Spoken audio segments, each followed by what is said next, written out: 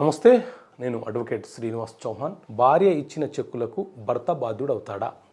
రీసెంట్గా Ghaziabad magistrate court భర్తకి చెక్కుతో సంబంధం లేకపోయినా కూడా నోటీసులు జారీ చేసింది.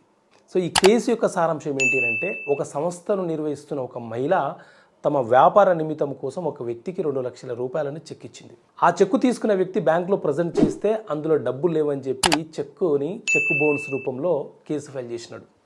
కేసు ఫైల్ చేయడంతో పాటు ఆమె భర్త మీద కూడా కేసు ఫైల్ చేసి గజియాబాద్ మేజిస్ట్రేట్ కోర్టు నుంచి అతనికి నోటీసులు పంపించినాడు. ఈ నోటీసు మీద సవాల్ చేస్తూ ఆ వ్యక్తి అలహాబాద్ హైకోర్టులో పిటిషన్ వేసుకున్నాడు.